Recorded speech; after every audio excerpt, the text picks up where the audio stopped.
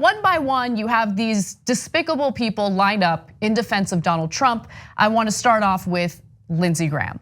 To other naturalized American citizens that a predominantly white crowd is chanting, "Send her back." Here's what I think. I think the president is playing on the 1968 love it or leave it.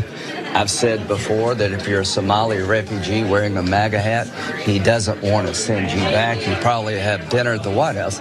What does that tell me? That it's about the criticism and the critic. Oh, okay, so if you disagree with Trump politically and you happen to be a naturalized citizen, then he'd want to send you back. Now let's see if we could use that same logic with a different president. If Obama said, hey, listen, if you disagree with me, I'm gonna send you back. So Trump's mom is from Scotland, I'm sending him back, okay? Yeah, or Trump's in-laws, Trump's wife. Yeah, could you imagine if Obama was like, I'm thinking of deporting Melania. Over the birtherism. Why not? Yeah, and look, she disagrees with the president, and she didn't put on an Obama hat. So I want to send her back. What do you think Lindsey Graham and the Republican reaction would have been? Oh my God, Obama's being dictatorial. They want to control every part of our lives and going after poor people that are white like Melania. How dare they, and attacking their political opponents in these ways. We told you they were Marxists and they were coming. Come on. What Lindsey Graham did there was he blamed the victim, right? So Donald Trump has made Representative Ilhan Omar a target. And if anything happens to her, just remember that Senator Lindsey Graham blamed the victim. It's her fault for disagreeing with the president in a democracy or an alleged democracy. It's disgusting. Then you have Representative Mark Walker, who said, though it was brief, I struggled. He struggled. I struggled with the send her back chant tonight, referencing Representative Omar. Her history, words, and actions reveal her great disdain for both America and Israel. That should be our focus, not phrasing that's painful to our friends in the minority communities. I got news for you. All your words are painful to minority communities. Don't pretend like you have friends in minority communities. Now, to be fair to the representative, that was actually one of the most outspoken against Donald Trump. How depressing is that? And he's like, don't get me wrong, I'm gonna smear Ilhan Omar like he is, even though what Donald Trump said about her is a billion times worse. I don't think, I think most of Ilhan Omar's words have been mischaracterized anyway, and saying she's, as other now Republicans are saying, oh, she's anti-Semitic anyway, so it's what? So it's okay? No, she's not anti-Semitic. She did not say things like, loyalty test. All that is garbage, okay? And here they are anyway. Let's blame the victim first, but maybe we shouldn't have been as bigoted as we were against her, but just a tweak. So I want to show you one more video. This is Kevin McCarthy. I mean, you can guess what he has to say. Why is it a problem when people chant it, but not when the president tweets it? The president did not. The president clarified very clearly that he did not tell somebody. He talked about the love of this country. No, he said they should. No, he clarified inside his tweet. If you want to read the clarification of his tweet, he talked about the love of this country and said, if you don't love this country, you can leave. You really think these lawmakers don't love their country? I didn't say they didn't love their country. They have all the rights of their country at the same point. The president did not name the individual. He said, if you do not like this country, you can leave. I didn't get to see the rally, but I saw a clip. The president didn't join in any chant like that. And I think it's really wrong that you would even challenge this president when you look at the first lady is foreign born as well. Yeah, the first lady is also a super attractive model who he married, and she's white. Like, let's just keep it real.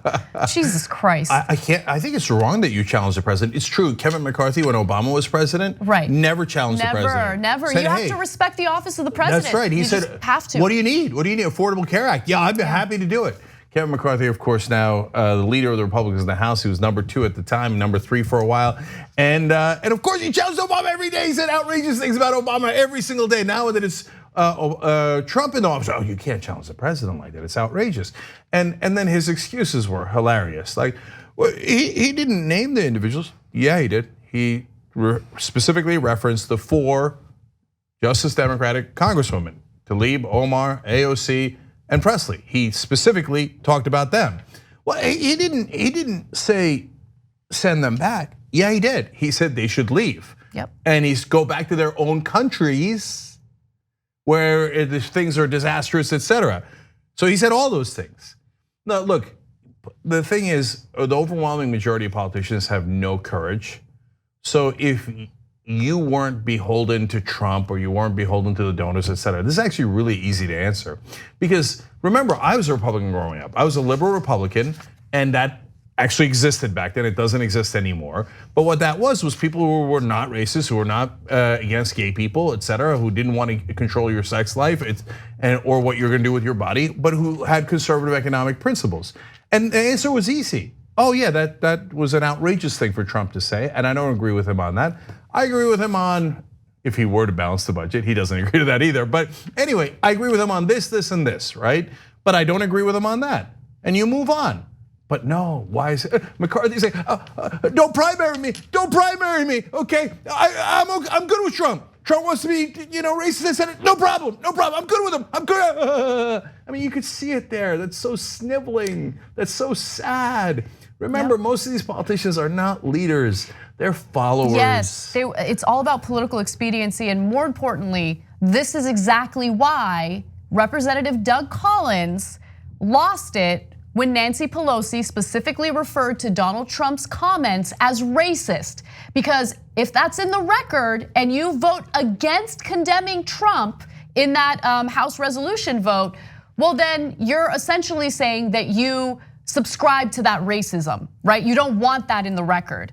Anyway, they're racist, they wanna have their cake and eat it too, right? They're either racist or they're incredibly weak and they're doing what they can to remain in office. They care about their political career more than doing what's right and taking a principled approach. This is why I have tremendous respect for Justin Amash, even though I disagree with him politically on almost every single issue. He's at least principled and he at least understands the importance of doing the right thing as opposed to looking out for himself and only himself. And look, he's getting punished for it. Yeah. And so now he's not in the Republican Party anymore. He has a Republican challenger in a primary that now has a lead on him, etc. But whether he loses or wins, at least he could walk out saying, I was a man, yep. I had principles, and I live by them. Can Kevin McCarthy and all these other sniveling Republicans do that? Lindsey Graham, remember, so if you're sad. outraged that we're calling Trump racist, first of all, he's given us no outs. He's given it, like, I don't want to get back into that conversation, but he keeps saying over the top outrageous things. Okay, but remember, Lindsey Graham called him racist back in the Republican primaries. Lindsey Graham, the Republican from South Carolina, the sniveling guy you just saw. I told him to go to hell. Yeah, in 2015 over his racism. He said he's racist, he's xenophobic, he's bigoted. Yep. Okay, he said all those things. Now he's trying to start a war with Iran and Venezuela, so he needs Donald Trump to start the war. So he's like, hey, that. And of course, he's got his own race in South Carolina he's worried about. So he needs to kiss Donald Trump's ass. They're pathetic. So he's like, oh, Donald, it's okay, Donald. God damn, that's so pathetic and sad. Well, I think it goes without saying, we stand with Representative Omar and always will. She's incredibly brave and courageous considering everything that's happening right now. She continues to fight, she continues to keep her composure. I mean, she's an incredible woman and we need to protect her. And when I say protect her, I mean against these rabid right-wingers that wanna do harm to her. 2 easy ways to follow the Young Turks. One is hit the subscribe button down below, then you're a TYT subscriber. And second is ring the bell. And when you do that on YouTube, you're notified of our videos.